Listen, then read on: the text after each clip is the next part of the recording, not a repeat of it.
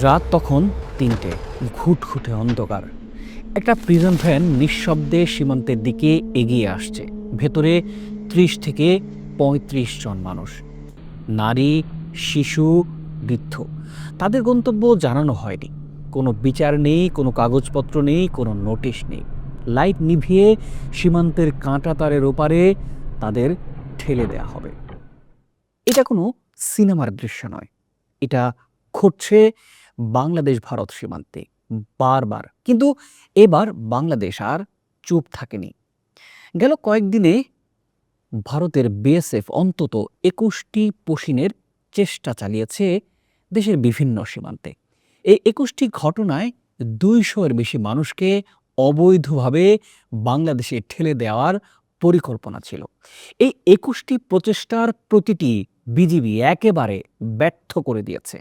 প্রিয় দর্শক, চলুন জানি ঠিক কোথায় কি ঘটেছে।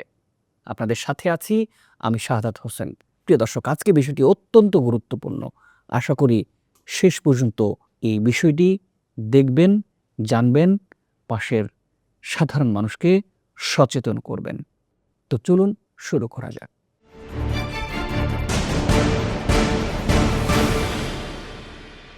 প্রথমত, ঝিনাইদহের মহেশপুর সীমান্ত। বিএসএফ একটি প্রিজন ভ্যানে করে ৩০ থেকে ৩৫ জনকে সীমান্তে নিয়ে আসে এবং তাদের বাংলাদেশে ঠেলে দেওয়ার চেষ্টা চালায়। বিজিবি এবং স্থানীয় গ্রামবাসীরা তাৎক্ষণিকভাবে প্রতিরোধ গড়ে তোলে। সেখানে শেষমেশ বিএসএফ বাধ্য হয় সেই মানুষগুলোকে ভ্যানে তুলে ফিরিয়ে নিয়ে যেতে। দ্বিতীয়ত, লালমনিরহাটের আদিতমারি, হাতীবান্ধা ও পাটগ্রাম সীমান্ত। রাতের অন্ধকারে ৩০ জনকে সীমান্ত পার করানোর চেষ্টা করা হয়। বিজিবি স্থানীয় বাসিন্দাদের সহায়তায় সীমান্ত পাহারা জোরদার করে সবগুলো চেষ্টা একেবারে ভণ্ডুল করে দেয়। তৃতীয়ত, পঞ্চগড় সীমান্ত, এবং এটাই সবচেয়ে নিষ্ঠুর ঘটনা পোশিনের। বিএসএফ ১০ জন নারী ও শিশুসহ একটি দলকে শূন্য রেখায় অর্থাৎ নো ম্যানস ল্যান্ডে ফেলে সরাসরি চলে যায়। বিজিবি তাদের বাংলাদেশে প্রবেশে বাধা দেয়, বিএসএফও তাদের ফিরিয়ে নিতে অস্বীকার করে। ফলাফল কি হয়? এই নারী ও শিশুরা ৩৬ ঘন্টারও বেশি সময় খোলা আকাশের নিচে রোদে ও বৃষ্টিতে ভিজে জিরো লাইনে আটকে থাকে।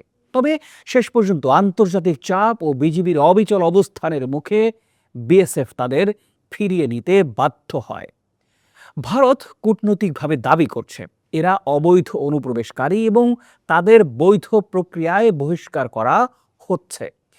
এবারে একবারে সরাসরি হোল্ডিং স্টেশন বানানো হয়েছে বর্ডারের জেলাগুলিতে। সেখান থেকে এখন অবধি ৪,৮০০কে ওপার পাঠিয়ে দেওয়া হয়েছে। আর এখন আমার হাতে আছে হোল্ডিং স্টেশনে ৮৩৬ জন। তাদেরকেও আমরা তাড়াতাড়ি খাইয়ে পরিয়ে ওদিকে পাঠানোর ব্যবস্থা করছি। কিন্তু প্রশ্ন করুন নিজেকে, বৈধ প্রক্রিয়া কি রাতের বেলাতে লাইট নিভিয়ে প্রিজন ভ্যানে করে মানুষ সীমান্তে নিয়ে আসে? বৈধ প্রক্রিয়াটা কি কোনো যাচাই ছাড়া, কোনো আদালতের আদেশ ছাড়া, কোনো দূতাবাস নোটিফিকেশন ছাড়া মানুষকে অন্য দেশে ঠেলে দেয়া? বৈধ প্রক্রিয়াটা কি নারী ও শিশুদের জিরো লাইনে ফেলে চলে যাওয়া? আন্তর্জাতিক আইন অনুযায়ী যে কোনো নির্বাসন প্রক্রিয়ায় সংশ্লিষ্ট ব্যক্তির পরিচয় যাচাই, আইনি সুরক্ষা এবং দ্বিপাক্ষিক কূটনৈতিক প্রক্রিয়া একেবারে বাধ্যতামূলক।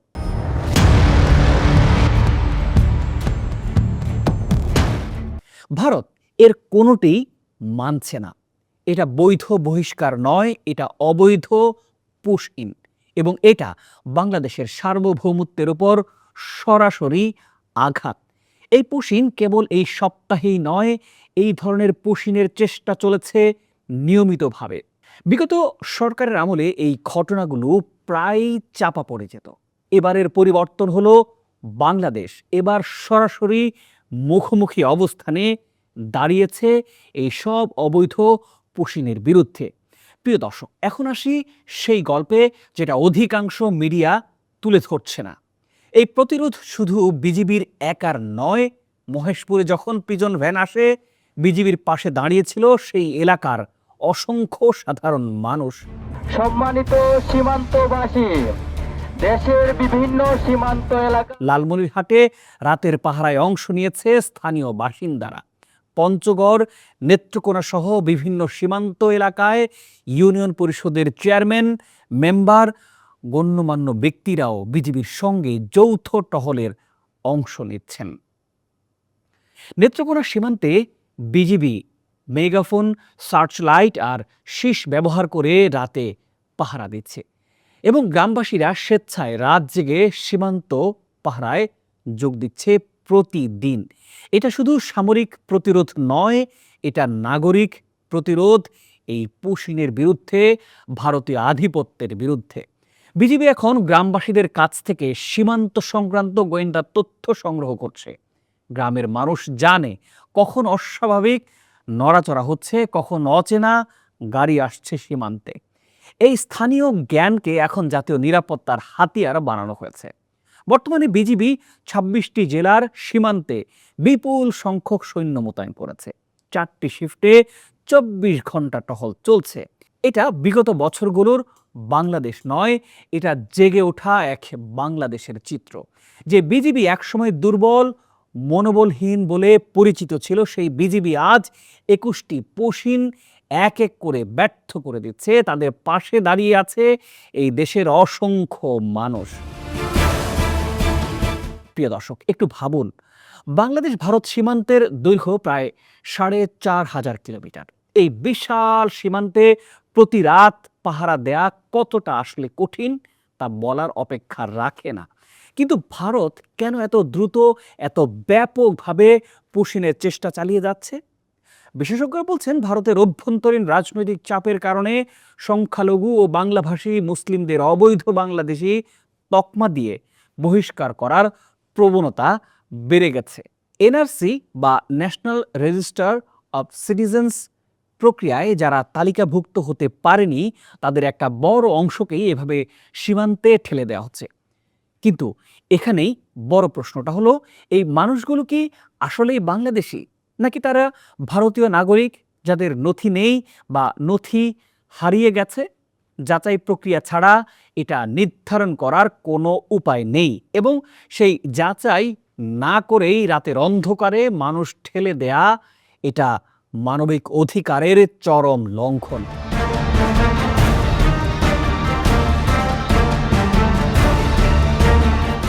বাংলাদেশ একটা স্বাধীন রাষ্ট্র, সার্বভৌম রাষ্ট্র।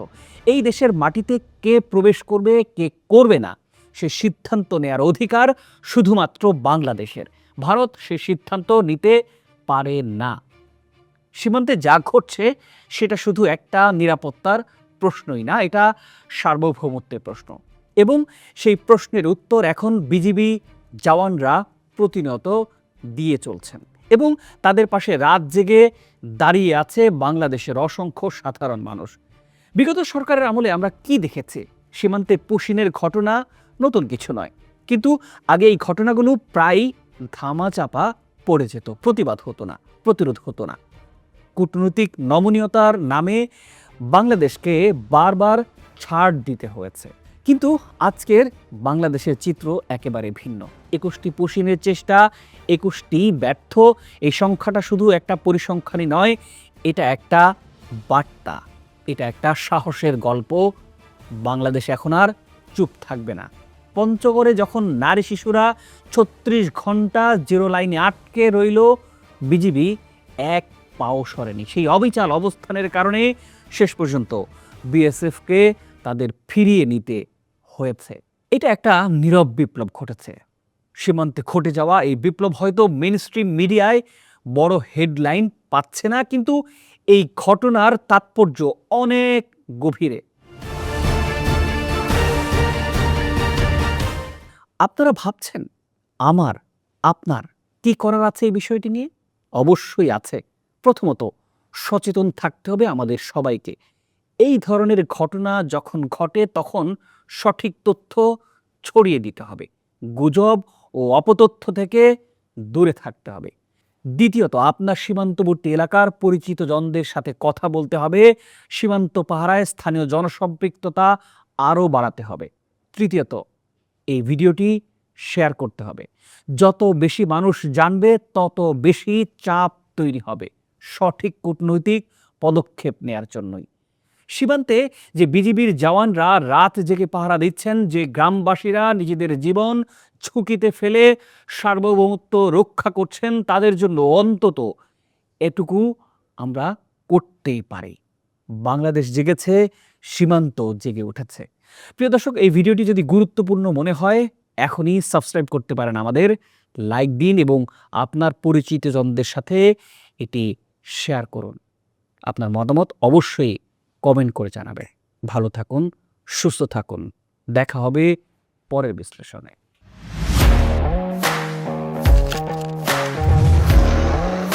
প্রফেশনাল স্টুডিও খুঁজছেন?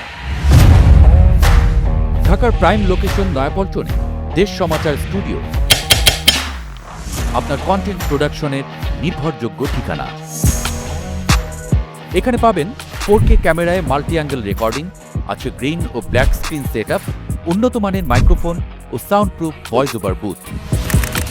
আপনার পছন্দ মতো স্টুডিও ডিজাইন করার সুযোগও থাকছে। Hazrat Shahjalal news content, talk show, interview বা পডকাস্ট যা কিছুই করেন এখানে পাবেন প্রফেশনাল সেটআপ আর ফুল এডিটিং সাপোর্ট। আপনার চাহিদা অনুযায়ী বুক করতে পারেন আজই। কল কিংবা হোয়াটসঅ্যাপ করুন এই নাম্বারে 01-720-210657। ভিজিট করুন আমাদের ওয়েবসাইট ও ফেসবুক পেজ।